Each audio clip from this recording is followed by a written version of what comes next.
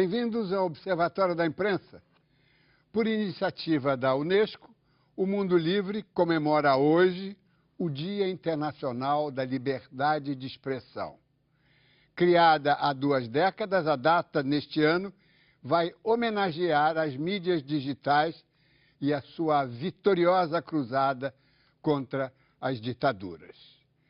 Por uma feliz coincidência, este programa comemora hoje seus 13 anos de vida. Fomos ao ar em rede nacional, ao vivo, em 5 de maio de 1998, na antiga TV Educativa, hoje TV Brasil. E, por coincidência, também começamos como uma mídia digital. 2 anos antes, em 1996, o Observatório da Imprensa era um site na recém-lançada internet brasileira, mas o primeiro dedicado exclusivamente ao acompanhamento da imprensa. Passados 3 lustros, estamos diante de um conjunto multimídia único. O site pioneiro tem hoje 60 mil seguidores pelo Twitter. Este programa continua visto semanalmente em todo o país e acrescentamos um boletim diário no sistema público de rádio. Observar a mídia significa zelar por ela, significa defendê-la contra aqueles que de fora querem sufocá-la e contra aqueles que de dentro tentam desvirtuá-la. Observar a mídia significa estimulá-la a buscar qualidade, buscar excelência.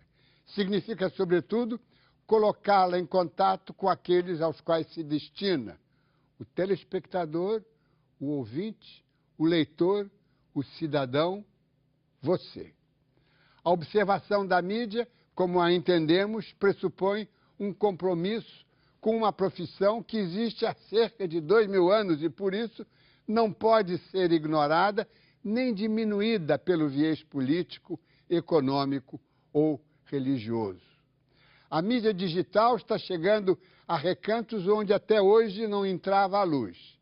Está replicando o percurso da prensa tipográfica que mudou o mundo antes do Renascimento.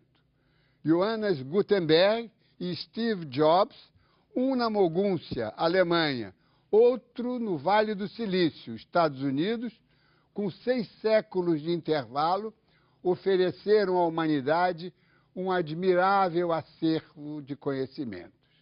E para lembrar que as 2 festas de hoje convergem para uma única homenagem à liberdade, escolhemos uma coletânea de depoimentos de importantes figuras do nosso jornalismo, recolhidos das 590 edições deste Observatório da Imprensa. Tenho pena hoje de certas pessoas com um talento geral, vamos dizer, amplo, até mesmo eclético, que já entram numa redação para realizar uma função na qual, paradoxalmente, se eles são medíocres, são afastados, mas se são brilhantes, ficam nela, como ficaria um militar, subindo de posto dentro daquela linha. Em suma, não aconteceria jamais uma pessoa como eu, que teve a oportunidade de exercitar toda a sua capacidade dentro do jornal, algumas das coisas que jamais eu pensaria que teria talento para fazer aquilo. Então você fazia um desenho, você fazia uma tradução, você fazia uma reportagem, você fazia um artigo sério, você fazia um artigo humorístico, e ia por aí. Hoje a imprensa está bitolada pela própria obrigatoriedade do diploma. Isso é uma bitola definitiva. Eu não sou contra a faculdade. E acho a faculdade, a universidade, que você quer, no momento que ela formar os profissionais, é evidente que esses profissionais, se o ensino for bom, serão melhores do que aqueles apanhados da rua. Não é? E os donos, os proprietários de jornais e os editores, evidentemente, procurarão nas universidades os elementos para trabalhar. Mas isso não excluiria exatamente muitos elementos que jamais passaram pela faculdade de jornalismo. Por que o médico ficará impossibilitado de escrever porque não fez jornalismo? Não é? O horticultor, o advogado, são pessoas brilhantes e especializadas no seu setor E muitas delas, algumas delas, corrijo, não muitas delas, algumas delas até escrevendo muito bem. Muitas vezes me perguntam o que você acha da imprensa brasileira, o que você acha dos jornalistas brasileiros e tal. E nessas conversas que eu tive com colegas aí que saíram nessas entrevistas, eu disse isso: você tem pessoas muito preparadas, muito éticas, muito comprometidas com o seu trabalho em Brasília. Em Brasília todo mundo trabalha muito, no governo e na imprensa, né? Não é fácil, né? Agora, você tem o outro lado também, de gente despreparada, que vai ouvir um ministro, um especialista numa área e não sabe nem o que perguntar, né? Eu acho que assim como os políticos têm que conhecer bem o Brasil e dominar os assuntos, então os jornalistas também. Você tem, e aí não é uma questão de idade, não, você tem gente mais experiente, mais velha e tal, que não se preparou para isso, para cobrir uma determinada área, e você vê isso nas coletivas, sabe, perguntas absolutamente sem propósito e tal. O jornalista, eu vejo assim, tem que estar se preparando sempre, né? A gente tem que estar lendo sempre, estudando, viajando, né? É uma profissão que você nunca está formado, né? O Diniz tem, eu acho, um pouco mais de tempo de profissão do que eu e também deve se sentir assim. Quer dizer, cada dia é uma nova descoberta. Eu acho uma coisa boa no jornalista é ser inseguro, é ter medo. É cada vez que você vai fazer um trabalho, você se preparar para aquilo, como se fosse a matéria mais importante da tua vida. E muitas vezes eu não sinto isso, mas não é uma coisa só de Brasília, não. Eu vejo isso de uma forma geral, né? Nós passamos por uma grande mudança política, nós estamos tendo uma grande mudança tecnológica e a mim me parece que a imprensa brasileira é, acima de tudo, irregular. Há coisas ótimas, há coisas que não são boas, há, acima de tudo, uma certa consequência de uma crise que não é da imprensa, mas é do Brasil. Uma crise de despreparo, de falta de maior precisão. E isso que acontece em muitas profissões, no jornalismo é fatal. Cada época traz os seus ganhos, traz os seus prejuízos. Eu não, honestamente, não me atreveria a dizer que a imprensa hoje é pior, acho que não.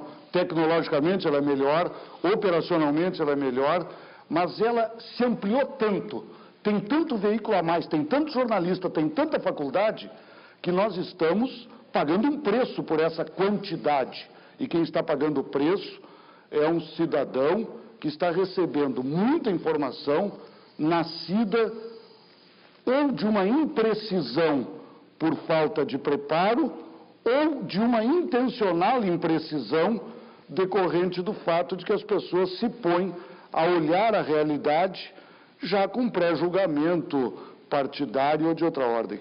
O meu sentido de jornalismo passa por isso, entende? O enfrentamento das prepotências da elite. É a fiscalização do poder, o exercício do espírito crítico, o apego à verdade factual, fazem parte, são os instrumentos que te permitem, de alguma maneira, enfrentar essa elite.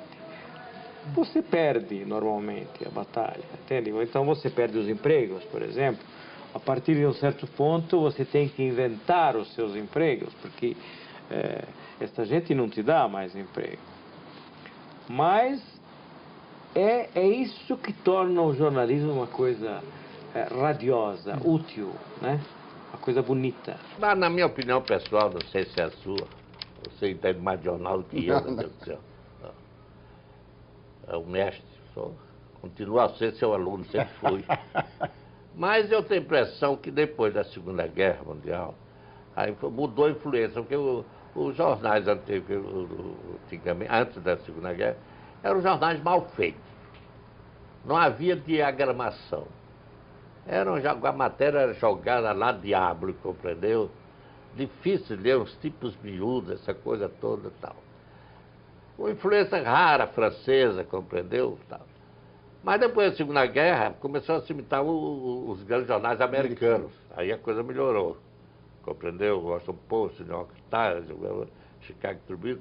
Quer dizer, a coisa começou, vieram os paginadores de fora, da Argentina, que já tinha o Guevara. O Guevara, que esse teve influência formidável aqui na coisa.